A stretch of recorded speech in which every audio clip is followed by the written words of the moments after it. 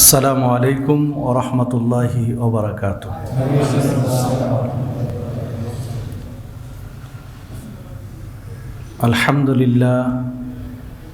আলহামদুলিল্লাহ ওয়াহদা ওয়াসসালাতু ওয়াসসালামু আলা মান লা নাবিয়্যা বা'দা।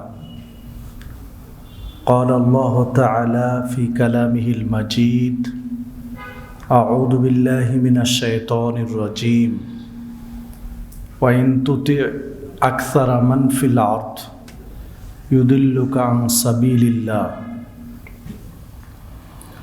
عن أبي هريرة رضي الله عنه قال قال رسول الله صلى الله عليه وسلم بدأ الإسلام غريبا سيعود كما بدأ فطوبى للغرباء رواه মুসলিম।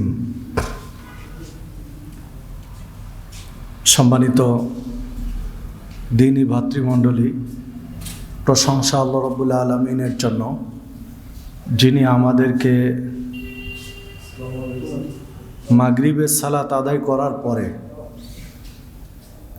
কোরআন এবং সুন্নাহ থেকে কিছু কথা বলার এবং শোনার সুযোগ দিয়েছেন, তাই বলে আলহামদুলিল্লাহ।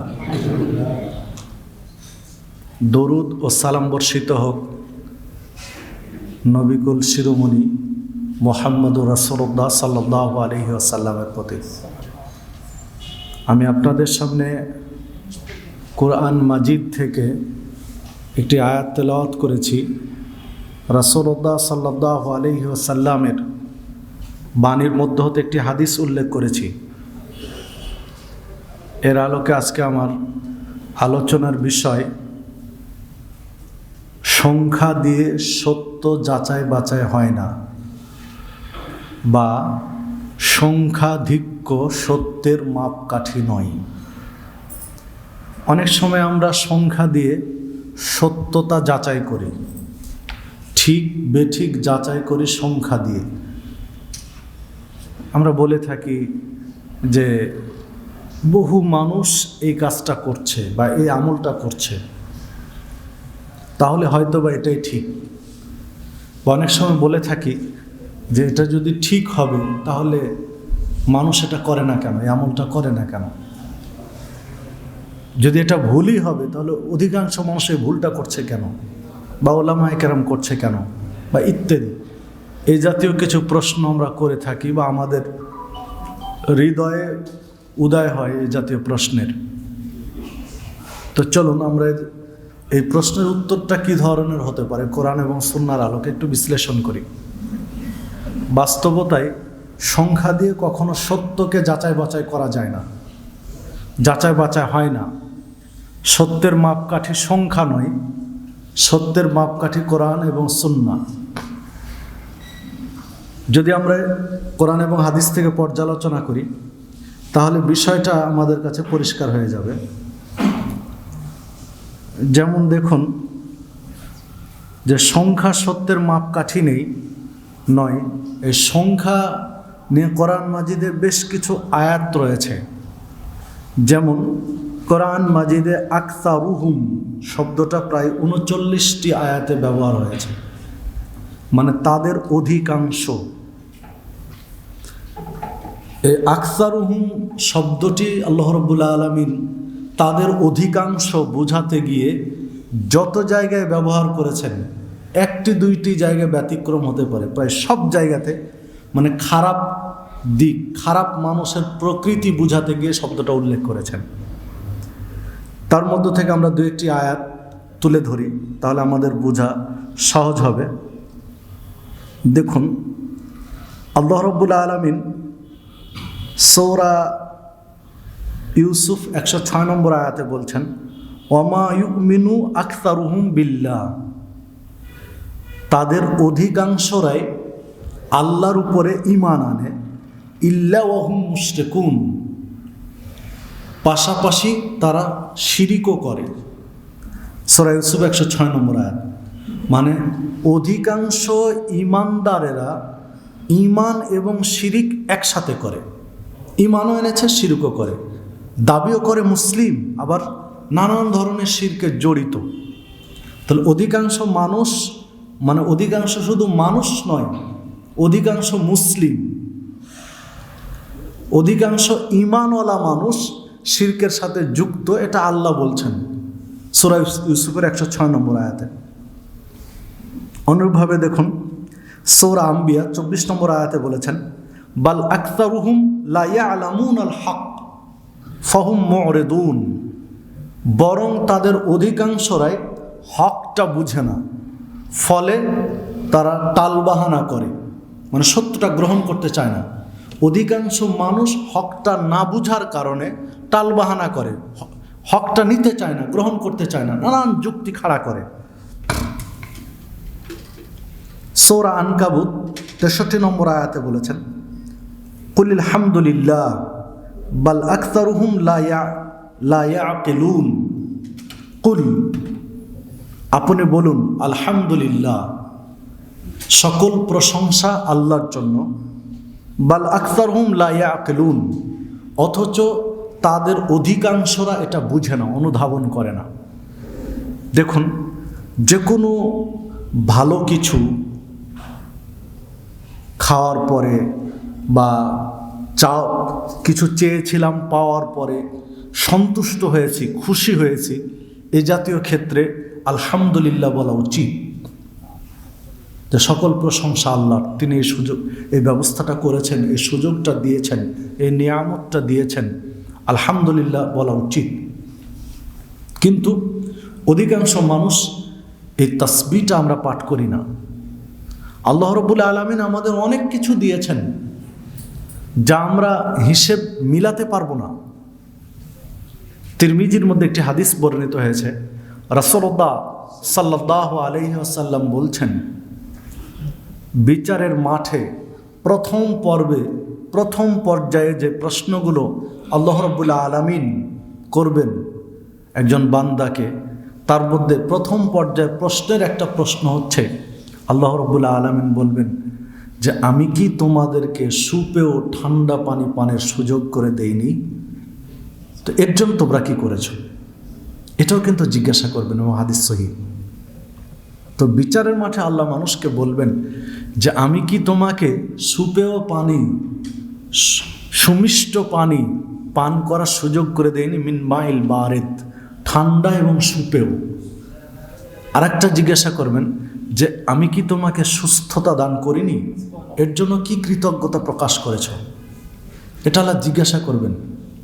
বাস্তবিক দেখুন তো, এই যে সুমিষ্ট সুপেয় পানি আল্লাহ রাব্বুল আলামিন দিয়েছেন, এই একটা নিয়ামতকে নিয়ে যদি একজন মানুষ ভাবে, তাহলে একটা নিয়ামত দিয়েই তিনি তার রবকে খুঁজে পাবেন।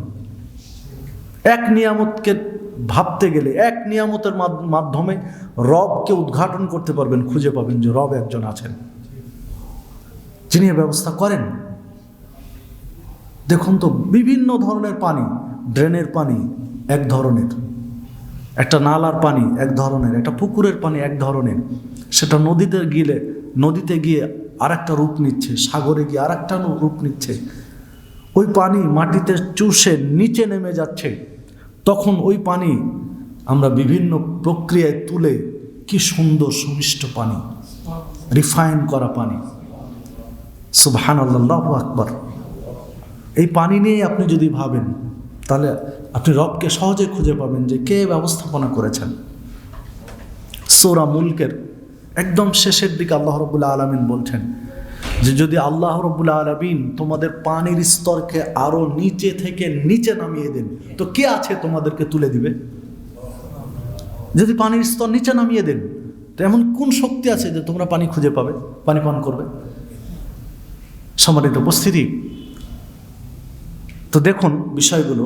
আবার নারিকেল গাছে, ডাব গাছে দেখুন তো, চৈত্রের খরতাপে যখন পৃথিবী দাবদাহে উত্তপ্ত, মাটি ফেটে চৌচির হয়ে যাচ্ছে, তখন মাটি থেকে 100 ফুট উপরে ডাবের গাছে কি সুন্দর সুন্দর সুমিষ্ট পানি। সুবহানাল্লাহ, আল্লাহু আকবার। যেখানে মাটি ফেটে চৌচির শুকিয়ে কাঠ হয়ে আছে মাটি, সেইখানে মাটি থেকে 100 মিটার 100 ফিট উপরে ডাবের গাছে কি সুন্দর মিষ্টি পানি। কে ব্যবস্থা করেছেন? আল্লাহ রাব্বুল আলামিন ব্যবস্থা করেছেন। এই যে সুন্দর সুমিষ্ট পানি প্রচণ্ড খরতাপে যখন বুকের ছাতি শুকিয়ে যাচ্ছে, এই সময় 50 টাকা 100 টাকা দিয়ে একটা ডাব আপনি কিনে খেলেন। কিনে খেয়ে আপনি যদি মনে করেন যে এটা আমার ক্রেডিট, এটা আমার কৃতিত্ব, আমি উপার্জন করেছিলাম, তাই আমি আজকে 100 টাকা দিয়ে একটা ডাব কিনে খেয়েছি, তো এটা আপনার ক্রেডিট নয়। এই উপার্জন করার শক্তি এবং উপার্জন করার পরিবেশ, অনুকূল পরিবেশ কে দিয়েছে? আল্লাহ সুবহানাহু ওয়া তাআলা দিয়েছেন। এর বিনিময়ে আল্লাহ বেশি কিছু চাননি।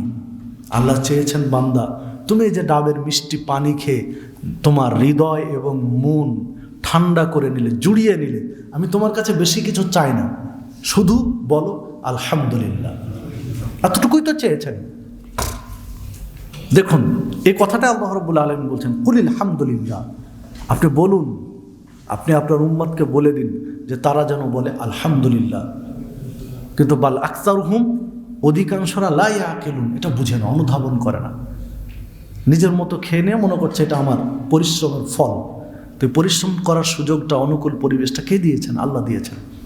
বিধায় আল্লাহ রাব্বুল আলামিনের শুকরিয়া, কৃতজ্ঞতা প্রকাশ করতে হবে প্রত্যেকটা ক্ষেত্রে, এবং আলহামদুলিল্লাহ বলতে হবে, যেটা আমরা আয়াতের মাধ্যমে বুঝতে পারছি, অথচ আমরা বলছি না।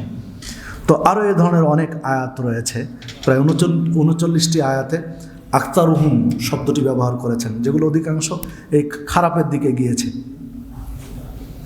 এরপরে দেখুন, আকসারা শব্দটি আল্লাহ রাব্বুল আলামিন কোরআন মাজিদে 25টি আয়াতে উল্লেখ করেছেন, যে 25টি আয়াতে মানে অধিকাংশ আয়াতগুলোতে খারাপের দিকে গিয়েছে। যেমন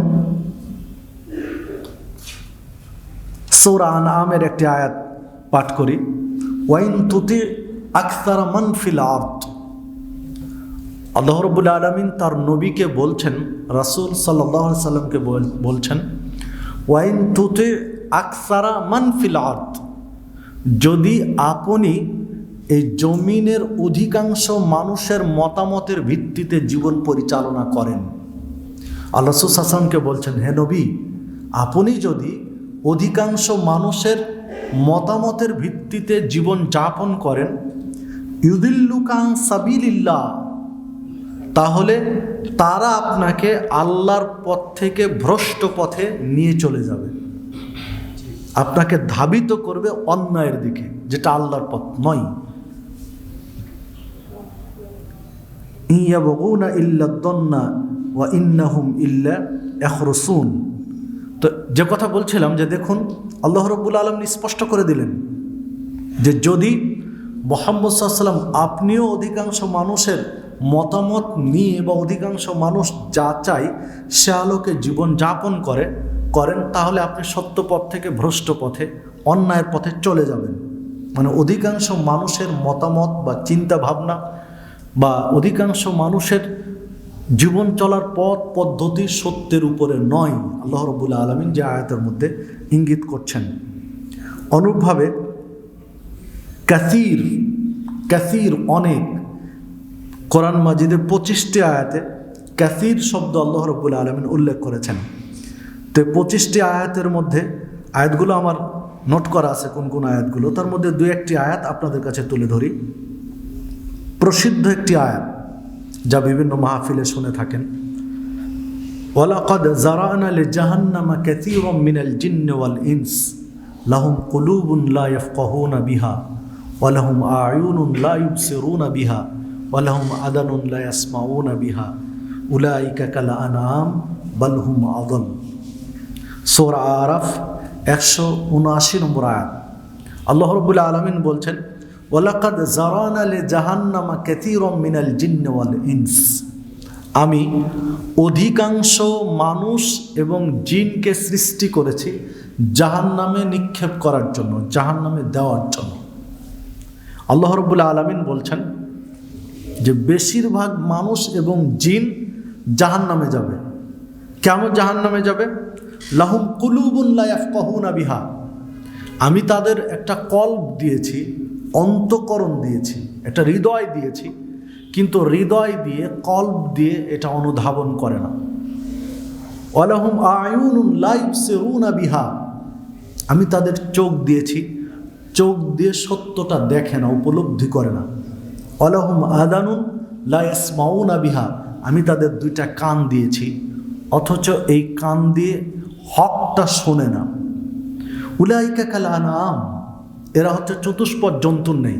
বালহুম আদল, বরং এরা তার চেয়ে খারাপ, চতুষ্পদ জন্তুর চেয়েও এরা খারাপ। দেখুন তো, অধিকাংশ মানুষের থাকার স্থান হলো জাহান্নাম। মানে অধিকাংশ মানুষ সত্যের যে মাপকাঠি নয়, অধিকাংশ মানুষের চিন্তা ফিকির বা বিচার বিশ্লেষণ ভাবনা দিয়ে যে শরীয়ত চলে না, তাই স্পষ্ট যে অধিকাংশ মানুষ এবং জিনের থাকার জায়গা হচ্ছে জাহান্নাম। কেননা কলব আছে কিন্তু কলব দিয়ে ভাবে না, চোখ আছে চোখ দিয়ে হকটা দেখে না, কান আছে কান দিয়ে হকটা শোনে না। এটা বাস্তবে বর্তমান পৃথিবীতে, বর্তমান দেশের চারিদিকে চোখ ফিরালে আপনার আমার কাছে অনেক প্রমাণ আছে, অনেক উদাহরণ আছে। না হলে দেখুন, ঢাকা বিশ্ববিদ্যালয়ের মতো বিদ্যাপীঠ, প্রাচ্যের অক্সফোর্ড নামে খ্যাত এই ধরনের এক বিশ্ববিদ্যালয়ের একজন মুসলিম প্রফেসর, পিএইচডি হোল্ডার বলতে পারে সালামুন আলাইক, সালামুন আলাইক, সালাম আলাইকুম, সালাম আলাইকুম, কি সুন্দর।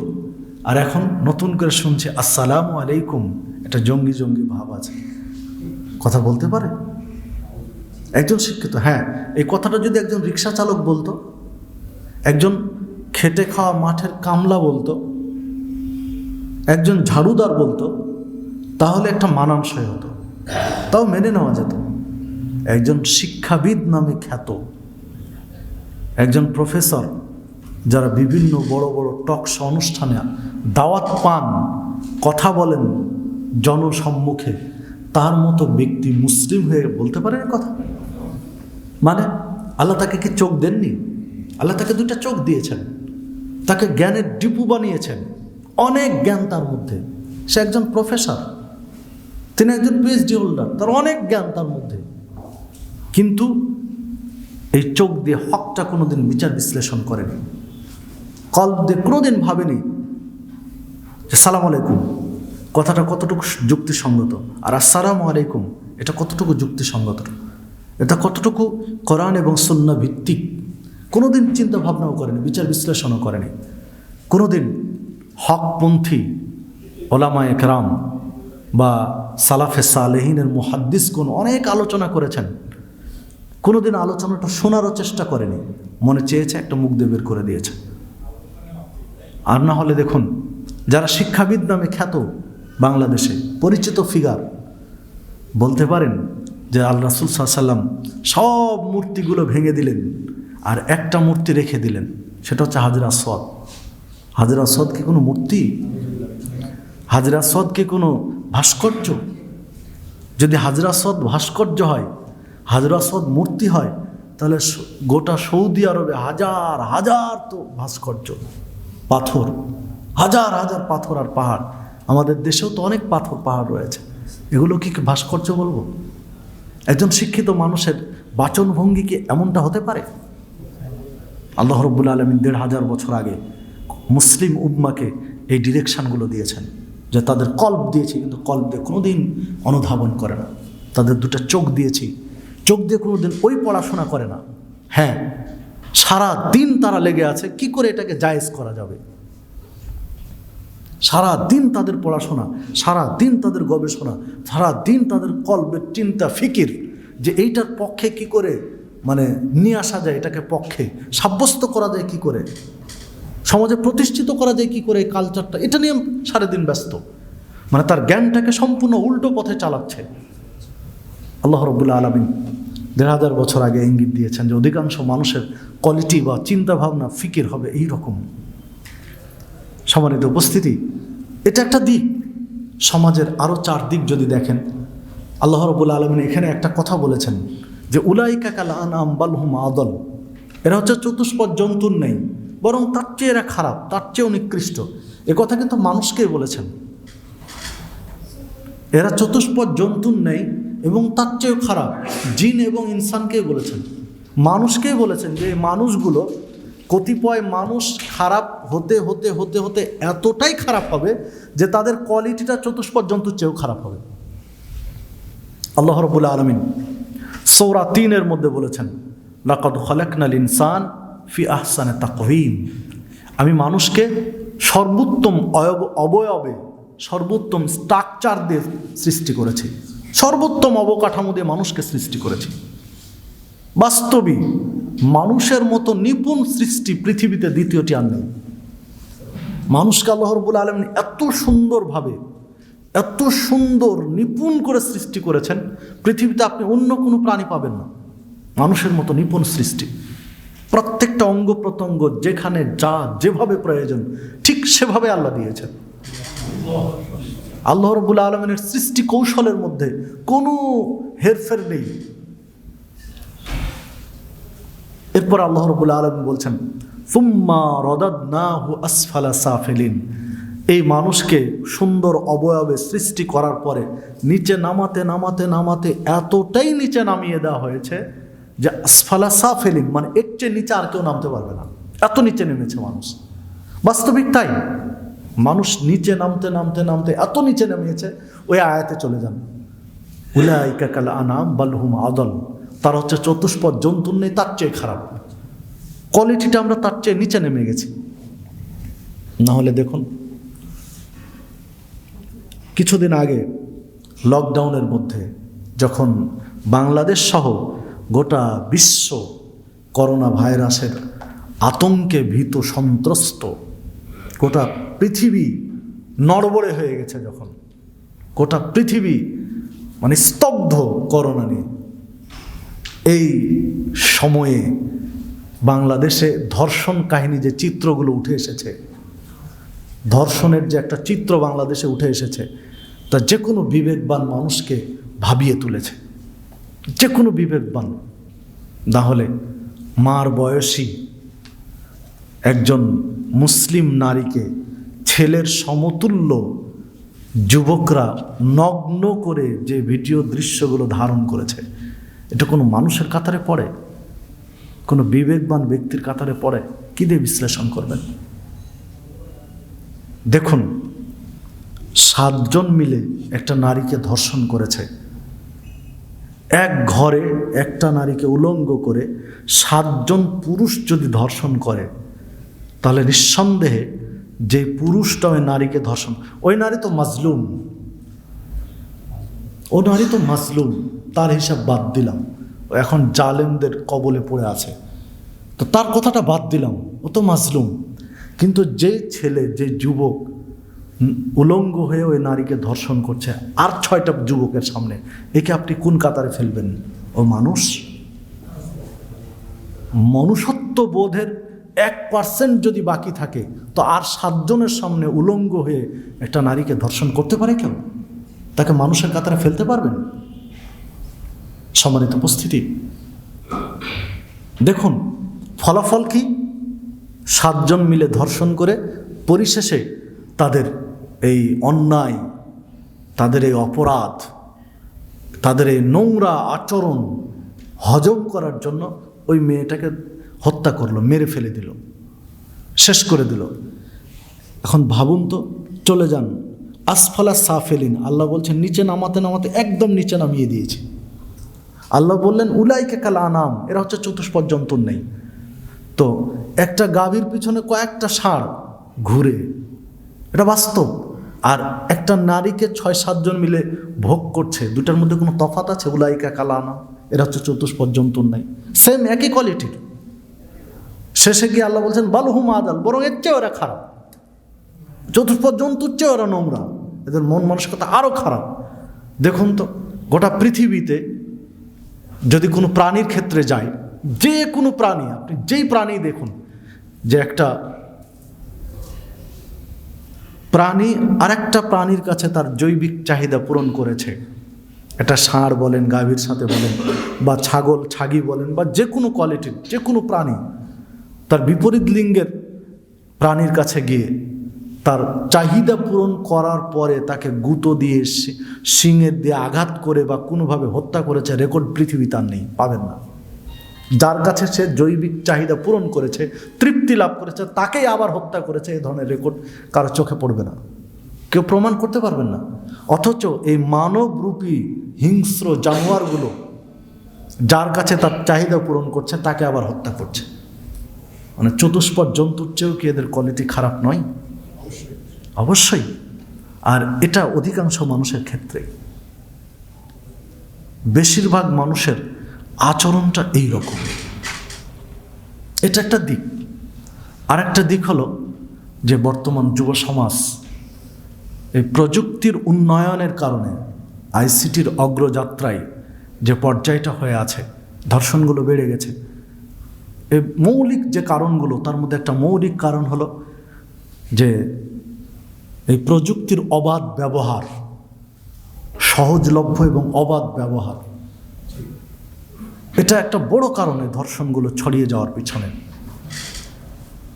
বিভিন্ন ধরনের যৌনাচার বা এসব দৃশ্য খুব সহজেই দেখার সুযোগ রয়েছে, খুব সহজেই দেখছে। বিভিন্ন ধরনের পর্ণ ছবিগুলো খুব সহজেই দেখছে, যা নিয়ন্ত্রণ করতে পারছে না তখন ব্যভিচারে রূপ দিচ্ছে, খুব সহজে রূপ দিচ্ছে। তো এই যে দৃশ্যগুলো, এটা কোনো মানুষের কোয়ালিটিতে পড়ে? বানাচ্ছে কে? কাদের মাধ্যমে বানাচ্ছে? আবার ছেড়ে দিচ্ছে। এটা কি দিয়ে? যারা এই কর্মের যুক্ত এই পর্ণ ছবিগুলো যারা বানাচ্ছে, যারা তৈরি করছে, যারা শুটিং করছে, যারা এগুলোর সাথে সংশ্লিষ্ট, এগুলো যারা এডিট করছে, এগুলোর যারা টেকনিশিয়ান, এদেরকে আপনি মানুষের কোয়ালিটিতে ফেলতে পারবেন?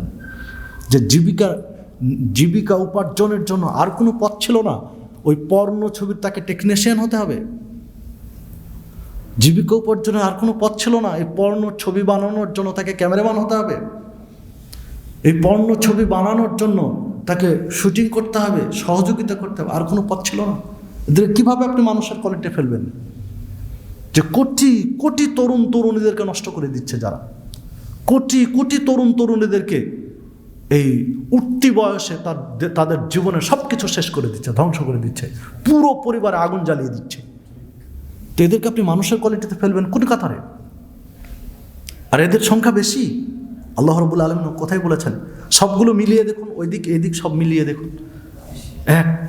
আরেকটা দেখুন, বাস্তবিক যে হারে মানুষ নেশা জাতীয় দ্রব্যের প্রতি আসক্ত হচ্ছে বর্তমান সময়ে, যে হারে নেশা জাতীয় দ্রব্য, নানান ধরনের নেশা জাতীয় দ্রব্যের সাথে মুসলিমরা সম্পৃক্ত, এটা খুবই আশঙ্কার।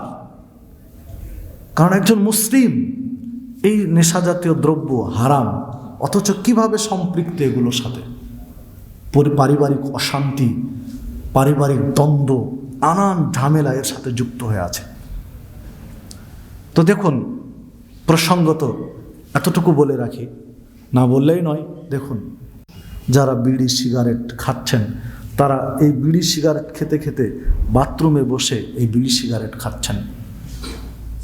তো এটা যারা এর সাথে সম্পৃক্ত, হতে পারে উনি অনেক বড় শিক্ষিত মানুষ, হতে পারে কোনো কলেজের প্রফেসর হতে পারে, আর কেউ হতে পারে, উনি বিড়ি খাচ্ছেন, সিগারেট খাচ্ছেন, ধূমপান করছেন বাথরুমে বসে থেকে, আপনি তাকে মানুষের কাতারে ফেলবেন কি করে?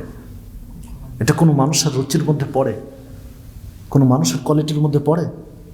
আল্লাহ রাব্বুল আলামিন এই জন্যই বলেছেন যে আমি মানুষকে নিচে নামাতে নামাতে নামাতে এতটাই নিচে নামিয়েছি যে কোনো প্রাণী এত নিচে নামে না যত নিচে মানুষ নেমেছে। পৃথিবীর যত উন্নত মানের খাদ্য, যত সুন্দর খাদ্য, প্রোটিন সমৃদ্ধ খাদ্য, সবগুলো আল্লাহ রাব্বুল আলামিন মানুষের জন্য তৈরি করেছেন। উন্নত মানের প্রোটিন সমৃদ্ধ, স্বাস্থ্যের জন্য উপকারী প্রত্যেকটা খাদ্য আল্লাহ রাব্বুল আলামিন একদম, আর কি যত্নে আল্লাহ তৈরি করেছেন। উন্নত মানের প্রোটিন সমৃদ্ধ খাদ্যগুলো দেখেন কি যত্নে আল্লাহ করেছেন, একদম নিপুণভাবে যত্ন সহকারে। যে ডাবের কথা বলছিলাম, দেখুন তো ডাবের পানি যেন ফ্রেশ থাকে, কোনোভাবে দূষিত না হয়, ডাবের পানিতে কোনো ধরনের ব্যাকটেরিয়া যেন প্রবেশ করতে না পারে। কি প্রোটেকশন আল্লাহ দিয়েছেন ওই পানির মধ্যে, ভাবতে পারবেন? নারিকেলের কি প্রোটেকশন আল্লাহ দিয়েছেন যে কোনো ধরনের জীবাণু প্রবেশ করতে পারবে না। কোনো ফল আপনি পাবেন না এই দুনিয়াতে যে ফলের উপরে কোনো আবরণ নেই, এ জাতীয় কোনো ফল আপনি পাবেন না। প্রত্যেকটা ফলের হয় মোটা আর না হয় খুব পাতলা, একটা আবরণ আছেই, একটা আবরণ নালে রেখেছেন, তারপরে ফলটা আছে। মানে সংরক্ষণের কি প্রক্রিয়া আল্লাহ রাব্বুল আলামিন, এই যে সুন্দরভাবে আল্লাহ রাব্বুল আলামিন মানুষের জন্য এই সুন্দর সুন্দর খাবারগুলো তৈরি করলেন, মানুষ খাবে, তৃপ্ত হবে, পরিশেষে আলহামদুলিল্লাহ বলবে, এটাই তো আল্লাহ চেয়েছেন। কিন্তু মানুষ এই খাদ্যগুলো ছেড়ে দিয়ে অখাদ্যের প্রতি ছুটে যাচ্ছে। অখাদ্য, নোংরা, পচা, নষ্ট জিনিসগুলোর পিছনে ছুটে যাচ্ছে। তামাক, জর্দা, বিড়ি, সিগারেট, নানান ধরনের মদ, নোংরা জিনিসগুলো খাচ্ছে, এর প্রতি ঝুঁকে পড়ছে। দেখুন তো, যে তামাক, যে জর্দা, যে গুল, এটা মানুষ খাচ্ছে, এর স্বাদ মানুষ নিচ্ছে। আপনি পরীক্ষা নিরীক্ষা করে দেখুন তো, একটা প্লেটে, একটা পিরিচে এই তামাক, বিড়ি, জর্দা, গুল বা এই জাতীয় জিনিসগুলো এক জায়গায় দিয়ে আপনি গরু, ছাগল, মুরগি, মহিষ আর কোনো কুকুর শুকুর দিয়ে দেন তো কেউ খাবে? কেউ খাবে না। ওটা এতটাই নোংরা, এতটাই দুর্গন্ধ যে কোনো প্রাণী খাবে না। যে জিনিস কোনো প্রাণী খায় না, ওই জিনিস মানুষ খাচ্ছে। কোনো প্রাণী যে জিনিস খেতে চায় না, ওই জিনিস মানুষ খাচ্ছে। তারপরও মানুষ নিজেকে দাবি করছে যে আমি আশরাফুল মাখলুকাত, আমি সৃষ্টির সেরা জীব। সৃষ্টির সেরা করে আল্লাহ তৈরি করেছিলেন, কিন্তু কৃতকর্মের জন্য এখন সৃষ্টির নিকৃষ্ট পর্যায়ে চলে গেছি আমরা। আমাদের কৃতকর্ম আমাদের একদম নিকৃষ্ট তলানিতে পৌঁছে দিয়েছে সৃষ্টির মধ্যে। তো অবশ্যই আমাদেরকে সচেতন হতে হবে, সাবধান হতে হবে। তো যে কথা বলছিলাম যে আল্লাহ রাব্বুল আলামিন কাসীর শব্দ উল্লেখ করেছেন অধিকাংশ মানুষকে বোঝাতে গিয়ে। অনুরূপভাবে আল্লাহ রাব্বুল আলামিন কোরআন মাজিদে আকতারকুম দুইটি আয়াতে উল্লেখ করেছেন, যে দুইটি আয়াত খারাপের দিকে গিয়েছে। লাকাদ জিনাকুম বিল হক ওয়ালাকিন্না আকতারাকুম লিল হক্কি কারিহুন। অধিকাংশ মানুষ, আল্লাহ রাব্বুল আলামিন বলছেন মুহাম্মদ সাল্লাল্লাহু আলাইহি ওয়াসাল্লাম সম্পর্কে, যে মুহাম্মদ সাল্লাল্লাহু আলাইহি ওয়াসাল্লাম বলছেন, আমি তোমাদের কাছে হক নিয়ে এসেছি, আমি তোমাদের কাছে সত্যটা নিয়ে এসেছি, যেটা হক। লাকাদ জিনাকুম বিল হক, একদম সত্য সহকারে তোমাদের কাছে এসেছি। ওয়ালাকিন্না আকসারাকুম লিল হক্কি কারিহুন, কিন্তু অধিকাংশ মানুষ হকটা না বুঝার কারণে ছলচাতুরি করে, গ্রহণ করতে চায় না। তো ইসলাম, শরীয়ত, রাসূল সাল্লাল্লাহু আলাইহি ওয়াসাল্লাম যেটা নিয়ে এসেছেন এটা একদম স্বচ্ছ, স্পষ্ট। অথচ দেখুন তো অধিকাংশ মানুষকে এটা গ্রহণ করেছে। এটা উদাহরণ দেওয়ার জন্য তো বাইরে যাওয়া লাগবে না, আপনার সিলেটই যথেষ্ট, আর তাকওয়া মসজিদকে দিয়েই যথেষ্ট। এই তাকওয়া মসজিদ সুরমা নদীতে ভাসিয়ে দিতে হবে, এই ধরনের স্লোগান কি ওঠেনি? এটা কারা করেছে? হিন্দুরা, খ্রিস্টান, বৌদ্ধ, ইহুদি, মুসলিমরাই করছি। কেন করছি? হকটা না বুঝার কারণে, হকটা না বুঝার কারণে করছি। সে কথাই তো আল্লাহ রাব্বুল আলামিন উল্লেখ করেছেন যে সত্য সহকারে নবীকে পাঠিয়েছেন, কিন্তু মানুষ হকটা না বুঝার কারণে এই ছলচাতুরিগুলি করছে, প্রতারণা করছে। তো দেখুন, মোটামুটি 91টি আয়াত নোট করেছিলাম, একটা নোট করতে গিয়ে, যে 91টি আয়াতে আল্লাহ রাব্বুল আলামিন কোরআন মাজিদে অধিকাংশ মানুষ খারাপ এটা উল্লেখ করেছেন, যে অধিকাংশ মানুষ খারাপ। পক্ষান্তরে দেখুন, অধিকাংশ মানুষ খারাপ এটা 91টি আয়াতে বললেন, আর অল্প মানুষ ভালো সেটাও কোরআন মাজিদে বলছেন। পাশাপাশি দুটাই তুলনা করে দিয়েছেন আল্লাহ রাব্বুল আলামিন। যেমন সূরা সাবা 13 নম্বর আয়াতে বলছেন, ওয়াকালিলুম মিন ইবাদিয়াশ শাকুর, আল্লাহর শুকরিয়া আদায়কারী বান্দার সংখ্যা খুব কম। আল্লাহ বলছেন, যিনি আমাদেরকে এতগুলো আয়াতে সাবধান করলেন, অধিকাংশ মানুষ শিরিক করে, অধিকাংশ মানুষ হকটা জানে না, অধিকাংশ মানুষ বিরোধিতা করে, এত কিছু বলার পরে তিনি বলছেন কলিলুম মিন ইবাদিয়াশ শাকুর, আল্লাহর কৃতজ্ঞশীল বান্দার সংখ্যা খুবই কম। মানে অল্প সংখ্যক বান্দা কৃতজ্ঞতা প্রকাশ করে। মানে অধিকাংশ মানুষ কৃতজ্ঞতা প্রকাশ করে না, সীমিত কিছু মানুষ করে। তাহলে অধিকাংশ মানুষকে সত্যের মাপকাঠি বা অধিকাংশ মানুষ যা করে সেটাই ঠিক, এই জাতীয় চিন্তা যে নেহায়েত ভুল, এটা তার নতুন করে বলার অপেক্ষা রাখে না।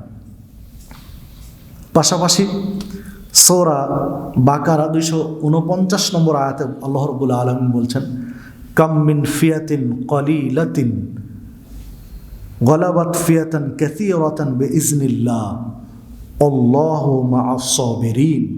আল্লাহ রাব্বুল আলামিন বলছেন যে কাম মিন ফিয়াতিন কলিলা, দলের মধ্য থেকে সামান্য মানুষ বিজয় লাভ করেছে। গলাবাত, দলের মধ্য থেকে সামান্য মানুষ বিজয় লাভ করেছে। গলাবাত ফিয়াতান কাসীরা, অধিকাংশ মানুষের উপরে। অল্প কিছু মানুষকে আল্লাহ বিজয় দান করেছেন অধিকাংশ মানুষের উপরে। এটা আল্লাহর নির্দেশে, আল্লাহর ইশারায়, আল্লাহর ইঙ্গিতে।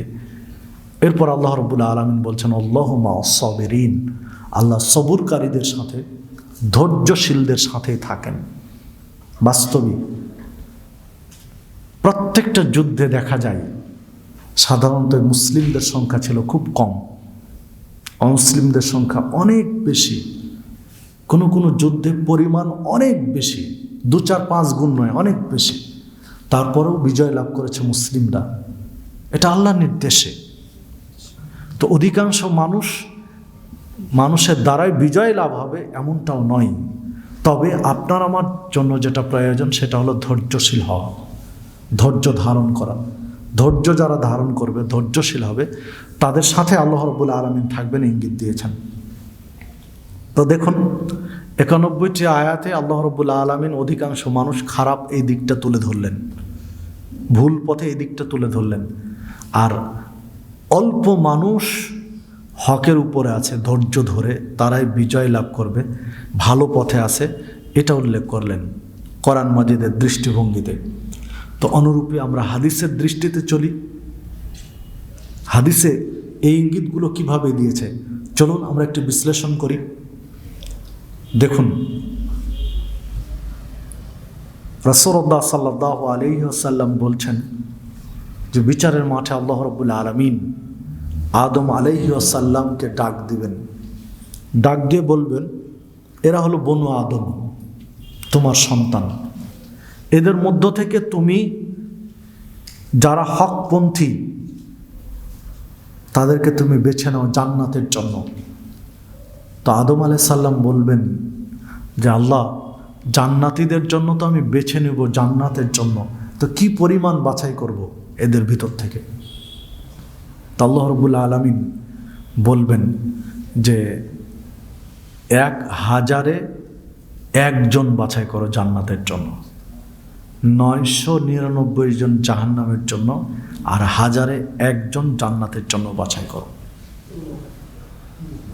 অধিকাংশ মানুষ জান্নাতের জন্য নয়, তা আমরা আগে দেখে এসেছি আয়াতে, সূরা আরাফের 179 নম্বর আয়াতে। আর এই হাদিসেও আমরা স্পষ্ট পাচ্ছি, সহিহ বুখারীর 6530 নম্বর হাদিস। তো স্পষ্টই পাচ্ছি যে 1000-এ 1 জন মানুষ জান্নাতের জন্য, 999 জন জাহান্নামের জন্য। সহিহ বুখারীর 6529 নম্বর হাদিসে একটু ভিন্নভাবে এসেছে। ওখানে আল্লাহ রাসূল সাল্লাল্লাহু আলাইহি ওয়াসাল্লাম বলেছেন যে আদম আলাইহিস সালামকে বলবেন আল্লাহ রাব্বুল আলামিন যে তুমি জান্নাতের জন্য বেছে নাও কারা জান্নাতি। তো আদম আলাইহিস সালাম বলবেন যে কি পরিমাণ বাছাই করব? তখন বলবেন 100-তে 1 জনকে বাছাই করো, মানে 99 জন জাহান্নামের কাতারে বা জাহান্নামের দিকে, আর 1 জনকে জান্নাতের দিকে বাছাই করো। তো 2টি হাদিস সহিহ বুখারীর, একটিতে এসেছে, একটি হাদিসে বর্ণিত হয়েছে 100-তে 1 জন, আর একটিতে 1000-এ 1 জন।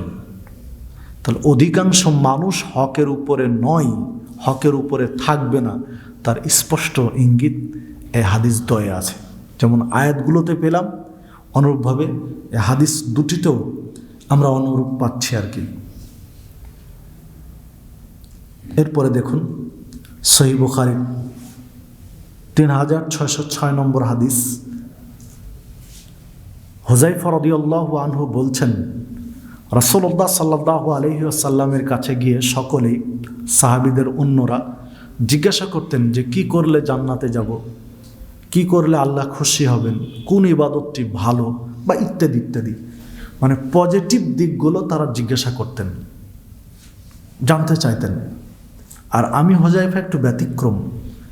আমি গিয়ে রাসূল সাল্লাল্লাহু আলাইহি ওয়াসাল্লামের কাছে পজিটিভ নয়, নেগেটিভগুলো জানতে চাইতাম, যে কোনটা পাপ, কোনটা শিরক, কি করলে অন্যায় হবে, কি করলে জাহান্নামে যেতে হবে, কি করলে জান্নাতে যাওয়া যাবে না, ওইগুলো আমি জানতে চাইতাম। আমার দৃষ্টিভঙ্গি হলো ওগুলো শিখব আর ওইগুলো থেকে বেঁচে থাকব, ওই অন্যায়গুলো থেকে বেঁচে থাকব। অন্যায়গুলো কি কি চিহ্নিত করে অন্যায়গুলো থেকে বেঁচে থেকে ভালো কাজ করব, খুব সহজে জান্নাতে যাব। তো এই রকম জিজ্ঞাসা করতে করতে একদিন আমি জিজ্ঞাসা করলাম, হে আল্লাহ রাসূল সাল্লাল্লাহু আলাইহি ওয়াসাল্লাম, আমরা তো জাহেলিয়াতের যুগে ছিলাম, অন্ধকারাচ্ছন্ন যুগে ছিলাম। আল্লাহ রাব্বুল আলামিনের বিশেষ দয়ায় রহমতে আলোর পথে এসেছি, হেদায়েতের পথে এসেছি। তো এরপরে কি আবার অন্ধকারের যুগ হবে? তো আল্লাহ রাসূল সাল্লাল্লাহু আলাইহি ওয়াসাল্লাম বলেন, হ্যাঁ, এরপরে আবার অন্ধকার নেমে আসবে, তবে সেটা হবে ধোঁয়াটে, কুয়াশাচ্ছন্ন। তো হুযায়ফা রাদিয়াল্লাহু আনহু বলছেন যে ধোঁয়াটে বা কুয়াশাচ্ছন্ন কিভাবে, কেমন করে? তখন বলছেন যে ধোঁয়াটে বা কুয়াশাচ্ছন্ন এইভাবে, দুয়াতুন আলা আবওয়াবে জাহান্নাম, জাহান্নামের দরজায় দাঁড়িয়ে একজন দায়ী দাওয়াত দিবে, একজন আলেম মানুষকে দাওয়াত দিবে জাহান্নামের দরজায় দাঁড়িয়ে। মান আজাবাহুম ইলাইহা অদাফুহু ফিহা, যে ওই দায়ের আহ্বানে সাড়া দিবে তাকে সে জাহান্নামের পথে ঠেলে দিবে। আল্লাহ সাল্লাল্লাহু আলাইহি ওয়াসাল্লাম বলছেন, ভবিষ্যৎবাণী করছেন যে ভবিষ্যতে এমন একটা পর্যায় সৃষ্টি হবে, এমন একটা প্রেক্ষাপট তৈরি হবে যে একজন দায়ী জাহান্নামের দরজায় দাঁড়িয়ে থেকে মানুষকে দাওয়াত দিবে। এই ডাকে যে সাড়া দিবে তাকে সে জাহান্নামের মধ্যে ফেলে দিবে, জাহান্নামের দিকে ঠেলে দিবে। তো জানতে চাইলেন যে আল্লাহ রাসূল সাল্লাল্লাহু আলাইহি ওয়াসাল্লাম এরা কেমন? তখন আল্লাহ রাসূল সাল্লাল্লাহু আলাইহি ওয়াসাল্লাম বলছেন যে তোমাদের মতোই রক্ত মাংস চামড়াওয়ালা মানুষ হবে, তোমাদের মতোই কথা বলবে, মানে তারা মানুষ, একদম মানুষ, তারা অন্য কেউ নয়। তারিফু মিনহুম ওয়া তুনকিরু, তাদের সবটাই খারাপ সেটা বলতে পারবে না, তাদের মধ্যে ভালোও থাকবে, তাদের মধ্যে খারাপও থাকবে, ভালো এবং খারাপ দুটোই থাকবে তাদের, শুধু খারাপ এটা নয়, ভালো আছে খারাপও আছে। তখন হুযায়ফা রাদিয়াল্লাহু আনহু বলছেন যে যদি আমাকে এই অবস্থা পেয়ে বসে তাহলে কি পরামর্শ দিচ্ছেন আপনি? এই পরিবেশ আমি পেয়ে গেলাম, তখন আমি কি করব? তখন আল্লাহ রাসূল সাল্লাল্লাহু আলাইহি ওয়াসাল্লাম বলছেন যে মুসলিমদের যে জামাত, যারা মুসলিম, তাদেরকে তুমি আঁকড়ে ধরে থাকবে। তো আল্লাহ রাসূল সাল্লাল্লাহু আলাইহি ওয়াসাল্লাম বলছেন যে হ্যাঁ, আমি এ ধরনের কোনো মুসলিম নেতৃবৃন্দ বা কোনো মুসলিমদেরকে আমি এ ধরনের পেলাম না, তখন আমি কি করব? তখন আল্লাহ রাসূল সাল্লাল্লাহু আলাইহি ওয়াসাল্লাম বলছেন তাহলে তুমি ছাগল নিয়ে চলে যাবে কোনো পাহাড়ের চূড়ায়, পাহাড়ের চূড়ায় গিয়ে ছাগল গাছের ছাল পাতা খাবে, ছাগলের দুধ তুমি খাবে। বিশ্লেষণে যেটা বলেছেন মুহাদ্দিসগণ যে গাছের চাল চূড়ায় ছাগল নিয়ে ওখানে গিয়ে জীবন যাপন করবে।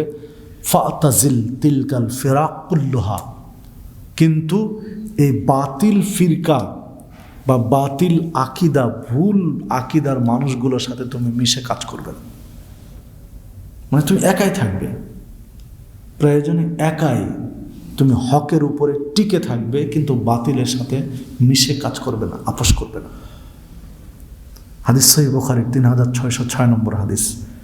একটু বিচার বিশ্লেষণ করুন তো, এখন বাংলাদেশের মাটিতে কত দিনের দায়ী বের হয়েছে যারা মানুষকে ডাকছে জাহান্নামের দিকে, বহু, একটা দুইটা মানুষকে, হাজার হাজার মানুষকে দাওয়াত দিচ্ছে, হাজার হাজার মানুষ তাদের ঔরসে উপস্থিত হচ্ছে, যারা নিজেকে মানে ক্ষেত্রবিশেষ রবের চেয়েও বড় করে প্রকাশ করছে।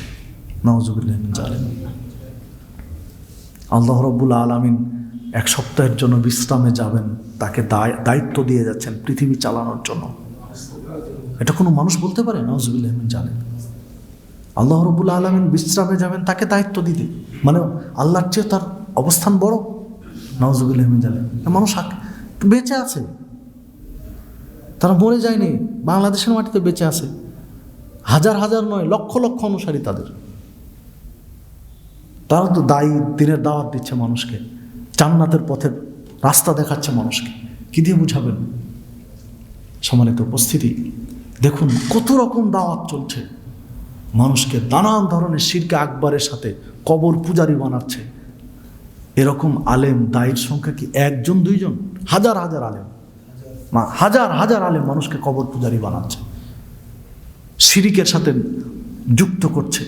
হাজার হাজার আলেম কোরআন হাদিস পড়ে মানুষকে শিরকি তাবিজ লিখে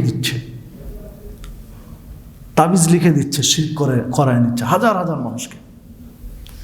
তো এইটা ইঙ্গিত তো বহু আগেই দিয়েছেন, যারা মানুষের মতো মানুষের মতোই কথা বলবে, মানুষের মতো এদের চামড়া গোস্ত রক্ত সব কিছুই থাকবে, কিন্তু মানুষকে দাওয়াত দিবে, যে দাওয়াত তাদের ডাকে সাড়া দিবে সে জাহান্নামের পথে চলে যাবে। তো এদের সংখ্যা কিন্তু বেশি, এরা সংখ্যায় কম নয়, এরা সংখ্যায় বেশি।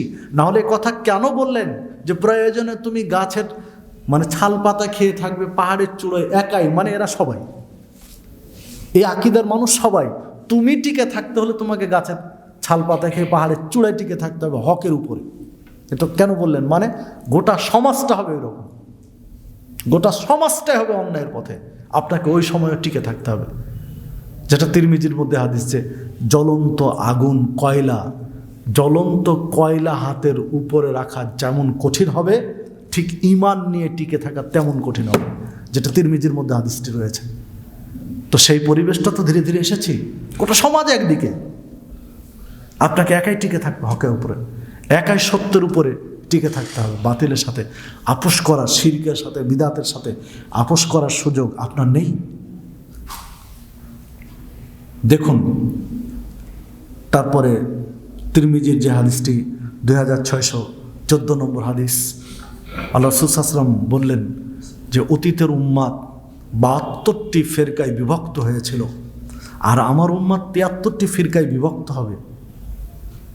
কুল্লুহুম ফিন্নার ইল্লা মিল্লাতান ওয়াহিদা, প্রত্যেকটা ফিরকা জাহান্নামে যাবে শুধু একটা ব্যতীত, একটা দল বা একটা কাতার ব্যতীত সবগুলো জাহান্নামে যাবে।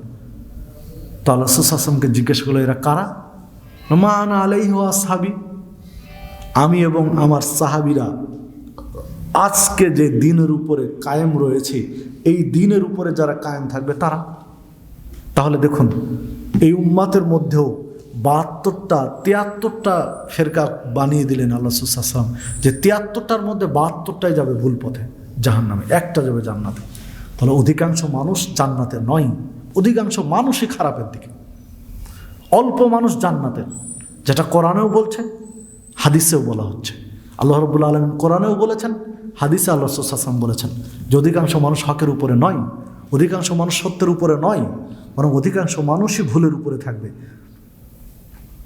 অনুরূপভাবে দেখুন আল্লাহ রাসূল সাল্লাল্লাহু আলাইহি ওয়াসাল্লাম বলছেন, সহিহ বুখারীর 5752 নম্বর হাদিস, আল্লাহ রাসূল সাল্লাল্লাহু আলাইহি ওয়াসাল্লাম বলছেন যে বিচারের মাঠে আমি দেখব যে কোনো নবী উঠেছেন, তার সাথে অল্প কিছু মানুষ, কারো সাথে উঠেছে মাত্র 2 জন, আর কারো সাথে 1 জন, মানে সারা জীবন দাওয়াত দিয়ে 1 জন, উনি একজন নবী, সারা জীবন দাওয়াত দিয়ে 1 জনকে হকের উপরে নিয়ে এসেছেন, আল্লাহ সুযোগ দিয়েছেন। আল্লাহ রাসূল সাল্লাল্লাহু আলাইহি ওয়াসাল্লাম বলছেন, এমনকি আমি এমনও দেখব যে কোনো নবী উঠবেন, তার সাথে কোনো অনুসারী নেই, 1 জনও নেই, কাউকে দিনের উপরে নিয়ে আসতে পারেননি তার দাওয়াত, সারা জীবনের দাওয়াতে।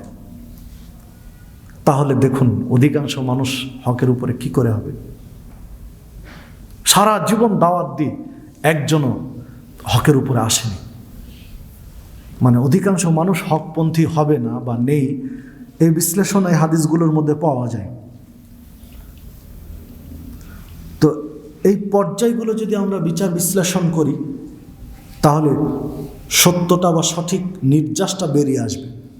পক্ষান্তর আল্লাহ রাসূল সাল্লাল্লাহু আলাইহি ওয়াসাল্লাম বলছেন, সহিহ মুসলিমের 389 নম্বর হাদিস, আবু হুরায়রা রাদিয়াল্লাহু আনহু বলছেন, রাসূলুল্লাহ সাল্লাল্লাহু আলাইহি ওয়াসাল্লাম বলেছেন, বাদা আল ইসলাম গরিবান সায়াউদু কামা বাদা ফাতুবা লিল গুরাবা।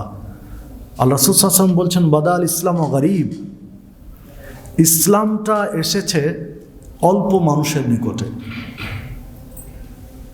সায়াউদু কামা বাদা, আর অল্প মানুষের নিকটে ইসলামটা ফিরে যাবে। মানে অল্প মানুষ ইসলামটাকে ধরে রাখবে। ফাতুবা লিল গুরাবা, আর এই অল্প মানুষের জন্যই সুসংবাদ। অল্প মানুষের নিকটে ইসলামটা এসেছে, অল্প মানুষ ইসলামের উপরে কায়েম থাকবে, টিকে থাকবে, আর অল্প মানুষের জন্যই সুসংবাদ, আল্লাহ রাসূল সাল্লাল্লাহু আলাইহি ওয়াসাল্লাম বলছেন। তো বাস্তবতা তাই। হাদিস মুসলিমের মধ্যে আছে, ইবনে মাজার 3986, মেশকাতের 159, আরও একাধিক গ্রন্থে হাদিসটি এসেছে। তো অল্প সংখ্যক মানুষই বিজয় লাভ করবে বা অল্প সংখ্যক মানুষ হকটা নিয়ে থাকবে, যা স্পষ্ট করে দিয়েছেন। ঠিক হাসান সানাদে একটা আসার এসেছে, হাসান সানাদে একটা আসার পাওয়া যাবে তারিখ ইবনে আসাকিরের মধ্যে, তারিখে দেমাস্ক ইবনে আসাকিরের মধ্যে, যেটা সনদ কেউ সহি বলেছেন, কেউ হাসান বলেছেন। মেশকাতে শেখ আলবানি হাদিসটি নিয়ে এসেছেন, 173 নম্বর হাদিসের ব্যাখ্যায় আসারটি নিয়ে এসেছেন। আব্দুল্লাহ ইবনে মাসউদ রাদিয়াল্লাহু আনহু বলছেন, ওই যে তিরমিজির হাদিস বলা হলো যে একটা দল বা একটা ফেরকা বা একটা কাতার জান্নাতে, তখন কোনো হাদিসে একটা শব্দ এসেছে আল জামা। তো এই জামা, আল জামাতের ব্যাখ্যা কি? যখন আব্দুল্লাহ ইবনে মাসউদ রাদিয়াল্লাহু আনহুকে জিজ্ঞাসা করা হলো, তখন আব্দুল্লাহ ইবনে মাসউদ রাদিয়াল্লাহু আনহু বলছেন, আল জামাতু মা ওয়াফাকাল হক ওয়া ইন কুনতা ওয়াহদাক। জামাত হচ্ছে যারা হকের উপরে কায়েম থাকবে। আল জামাতু মা ওয়াফাকাল হক, হকের উপরে যারা কায়েম থাকবে ওরাই হচ্ছে ওই নাজাতপ্রাপ্ত জামাত, ওরাই হচ্ছে ফেরকায়ে নাজিয়া, যারা হকের উপরে বিদ্যমান, অটল আছে। ওয়াইন কুনতা ওয়াহদাক, যদিও তারা সংখ্যায় একজন হয়, হতে পারে সংখ্যায় একজন, ওই একজনই জামাত, ওই একজনই হচ্ছে হকপন্থী, ওই একজনই ফেরকায়ে নাজিয়া। মানে এরা সংখ্যা আধিক্য অনেক বেশি হবে এমনটি নয়, সংখ্যায় কম হবে কিন্তু হকের উপরে সর্বদা অটল থাকবে, কায়েম থাকবে। দেখুন, যে আয়াতগুলো আপনাদের কাছে পেশ করেছি এবং হাদিসগুলো পেশ করেছি, আয়াত এবং হাদিসের যে নির্যাসটা বেরিয়ে আসে তা হচ্ছে হকপন্থী মুসলিমের সংখ্যা কম হবে, হকপন্থী মানুষের সংখ্যা কম হবে, মুসলিম অনেক হবে, ঈমানওয়ালা মানুষ, ঈমান আনা মানুষ সংখ্যা অনেক হবে, কিন্তু হকপন্থীর সংখ্যা কম হবে। অধিকাংশ মানুষ ঈমানও আনে, পাশাপাশি শিরিক করে, মানে ঈমান শিরক গুলিয়ে ফেলেছে, যেটা এখন বর্তমানে অহরহ হাজার হাজার মানুষ। এই অল্প সংখ্যক যারা হকের উপরে সর্বদা কায়েম, সর্ব অবস্থায় অটল, এইটা হওয়ার জন্য আপনাকে আমাকে চেষ্টা করতে হবে। এইখানে ছোট্ট একটা বিষয় বলে রাখলে বুঝতে সহজ হবে। দেখুন, অনেকেই আমরা মনে করি যে পাশ্চাত্যের চিন্তাধারায় যে ব্যবস্থাপনা, নেতৃত্ব নির্বাচনের, ইলেকশন সিস্টেম, এর মাধ্যমে দিন কায়েম হবে, এর মাধ্যমে দিন কায়েম হবে না। এই আয়াত এবং হাদিসগুলো স্পষ্ট ইঙ্গিত দেয় হবে না, কারণ হকপন্থী মানুষ, অধিকাংশ হকপন্থীদের কাতারে রায় আসবে না, দিবে না মানুষ, আয়াতগুলো ইঙ্গিত দেয়। এটা একটা দৃষ্টিভঙ্গি। আর একটা দৃষ্টিভঙ্গি হলো আয়াত এবং হাদিসগুলোর আলোকে অনেকেই মনে করি যে দিন কায়েম করা মানে আগে রাষ্ট্রীয়ভাবে দিন কায়েম করতে হবে। অনেকে এটা মনে করে দিন কায়েম মানে আগে রাষ্ট্রীয় সংসদ ভবনে দিন কায়েম করো। সংসদ ভবনে যখন দিন কায়েম হয়ে গেল, অটোমেটিক গোটা দেশ পিটিয়ে দিন কায়েম হয়ে যাবে। সালাত পড়বে না, পিটিয়ে পড়ানো হবে, শিরিক করবে, পিটিয়ে বাদ দেওয়া হবে। এটা সংসদ থেকে হয়ে আসতে হবে। এটা মানুষের টেন্ডেন্সি, মানুষের যুক্তি, কিন্তু কোনোদিনই যে এটা সম্ভব নয়।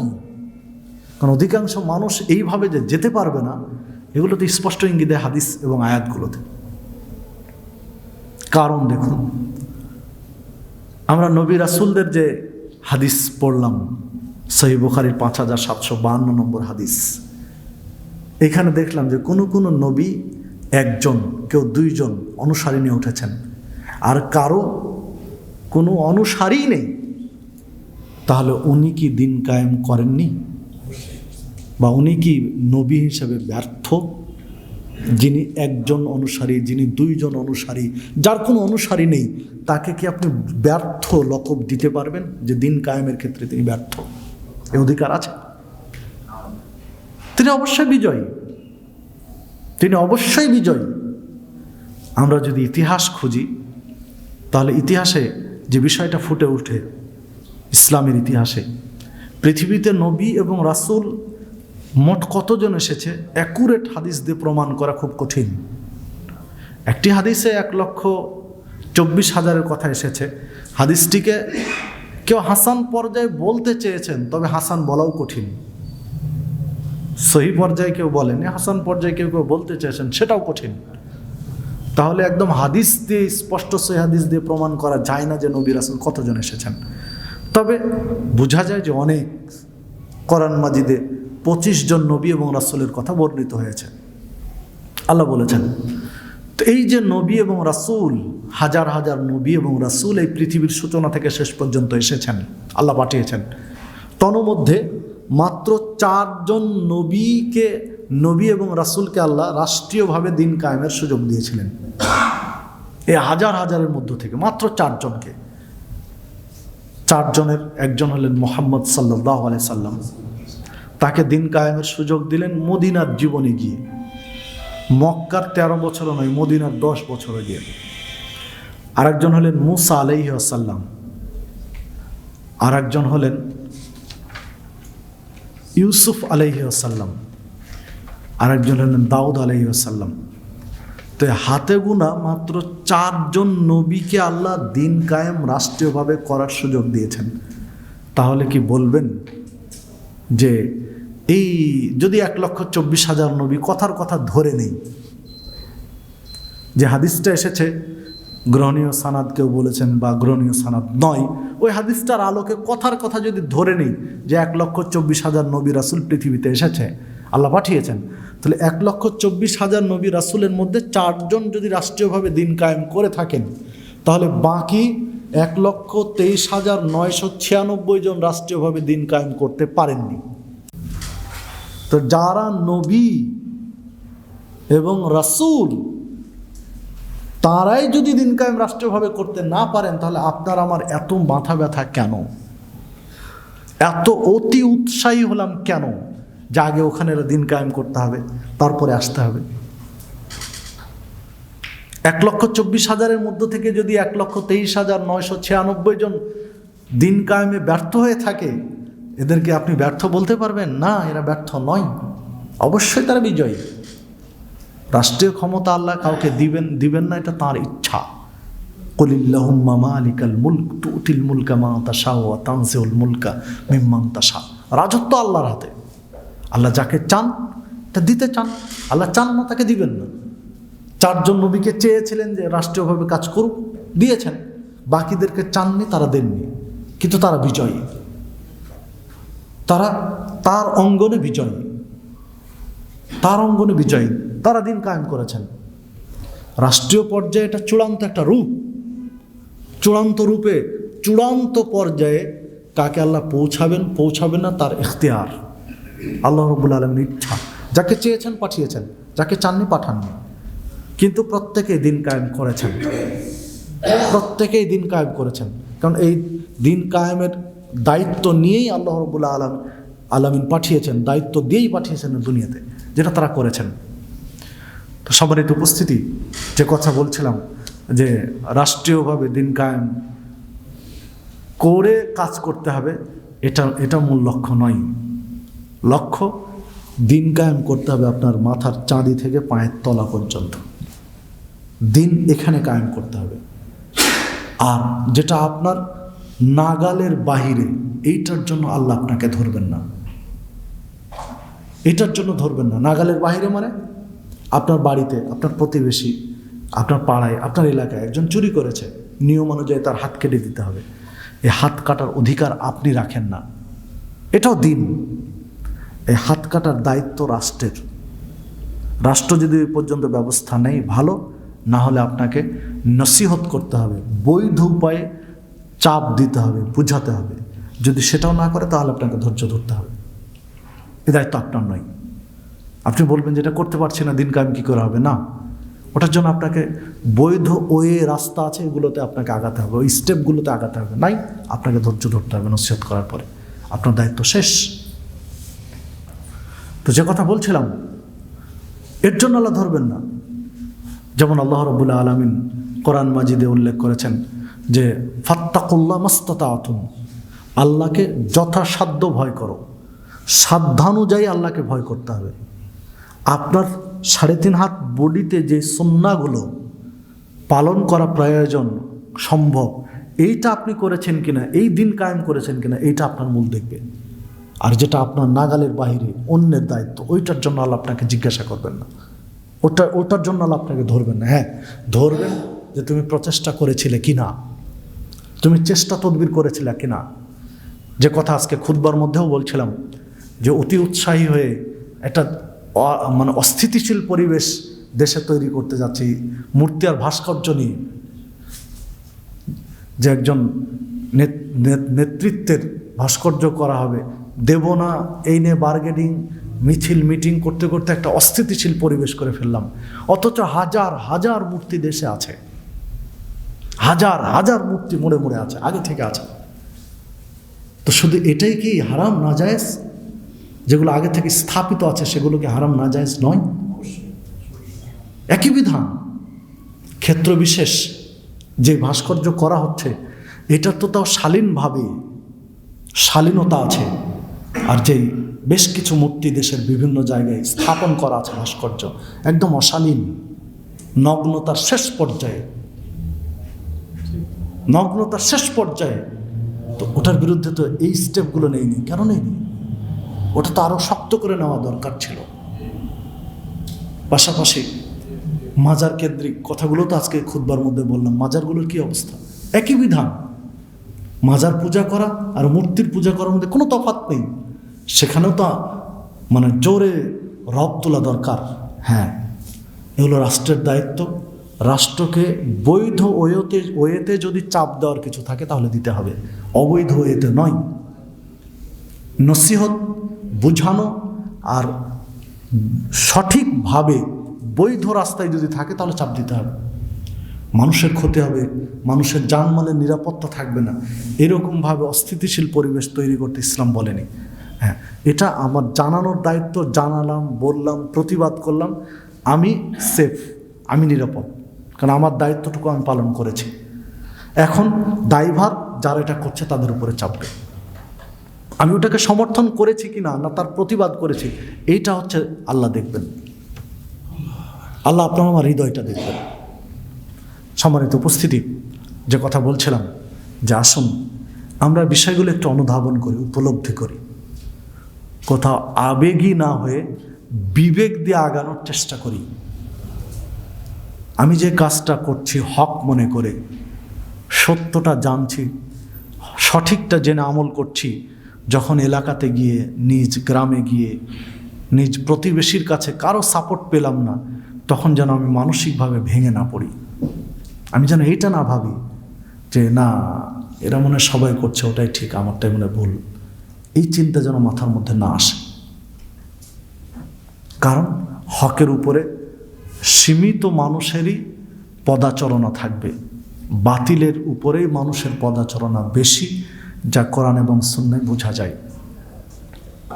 প্রত্যেকটা যুদ্ধ বিগ্রহে অল্প সংখ্যক মানুষই অধিকাংশ মানুষের উপরে বিজয় লাভ করেছিল। শুধু ব্যতিক্রম ছিল হুনাইনের যুদ্ধে। হুনাইনের যুদ্ধে মুসলিমদের সংখ্যা বেশি ছিল, অমুসলিমদের সংখ্যা কম ছিল। তো মুসলিমরা মনে করছিলেন, সাহাবীরা মনে করছিলেন যে আজকে তো বিজয় অন্টুয়ের ব্যাপার, মানে যে কোনো সময় মামুলি ব্যাপার, যে কোনো মুহূর্তে আজকে বিজয় লাভ করব। কারণ আজকে যখন আমরা সংখ্যায় অনেক কম, অমুসলিমরা সংখ্যা অনেক বেশি, তখন বিজয় লাভ করেছি। আর আজকে তো আমরা সংখ্যায় বেশি, কোনো ব্যাপারই না। কিন্তু ফল কি দাঁড়ালো? হুনাইনের যুদ্ধে মুসলিমরা পরাজিত হয়েছিল, বিজয় লাভ করেনি। আল্লাহ দেখালেন যে তোমরা সংখ্যার দিকে গেলে, সংখ্যা দিয়ে বিজয় আনার চেষ্টা করলে, যে সংখ্যায় বেশি বিজয় নেব, তো নেও বিজয়, পরাজিত হলো। যে সংখ্যা দিয়ে বিজয় হয় না। কাম মিন ফিয়াতিন কলিলাতিন গলাবাত ফিয়াতান কাসীরাতান বিইজনিল্লাহ, যে অল্প সংখ্যক মানুষকে আল্লাহ অধিকাংশ মানুষের উপরে বিজয় দান করেন আল্লাহর ইঙ্গিতে, আল্লাহর ইশারায়। সংখ্যা দিয়ে বিজয় আসে না। সংখ্যা কোনো সময় সত্যের মাপকাঠি নয়। সত্যের মাপকাঠি হচ্ছে কোরআন এবং সুন্নাহ। কে কোনটা কতজন আমল করছে, কোন দিকে কত লোক বেশি, এইটা দিয়ে বিভ্রান্ত আমরা যেন না হই। কোরআন এবং সুন্নাহ সালাফে সালেহিনদের বুঝ অনুযায়ী যারা গ্রহণ করছেন, সেটা হক এবং সেটা গ্রহণ করার চেষ্টা করতে হবে। আল্লাহ রাব্বুল আলামিন যেন আমাদেরকে হকটা বুঝার তৌফিক দান করেন। আল্লাহ রাব্বুল আলামিন যেন আমাদেরকে অন্যের সংখ্যাধিক্য বা অন্যের জৌলুস দেখে যেন আমাদেরকে প্রতারণার ফাঁদে পা ফেলে না দেয়, এইরকম মানসিকতা যেন আল্লাহ আমাদেরকে দেন।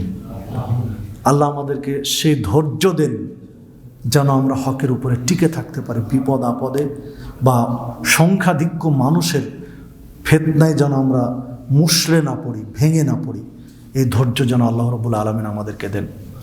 পরিশেষে আল্লাহ রাব্বুল আলামিনের কাছে সাহায্য প্রার্থনা করি যে আল্লাহ, তুমি আমাদেরকে মৃত্যু পর্যন্ত হকের উপরে টিকে থাকার তৌফিক দান করো, ঈমানের উপরে মৃত্যুবরণ করার তৌফিক দান করো, সিরাতে মুস্তাকিমের উপরে চলার তৌফিক দান করো। পরিশেষে আল্লাহ রাব্বুল আলামিনের কাছে প্রার্থনা যেন আল্লাহ, তুমি আমাদের এই সংক্ষিপ্ত মজলিসটিকে আল্লাহ তুমি কবুল করে নিও। আল্লাহ, তুমি আমাদের এই সংক্ষিপ্ত মজলিসটিকে জান্নাতে যাওয়ার ওসিলা হিসেবে কবুল করে নিও। পরিশেষে ধৈর্য ধরে থাকার জন্য আপনাদের সকলকে আন্তরিক ধন্যবাদ জানিয়ে আজকের দার্স এখানে শেষ করছি। সুবহানাকা আল্লাহুম্মা ওয়া বিহামদিকা আশহাদু আন লা ইলাহা ইল্লা আনতা আস্তাগফিরুকা ওয়া আতুবু ইলাইকা। ওয়াসসালামু আলাইকুম ওয়া রাহমাতুল্লাহি ওয়া বারাকাতুহু।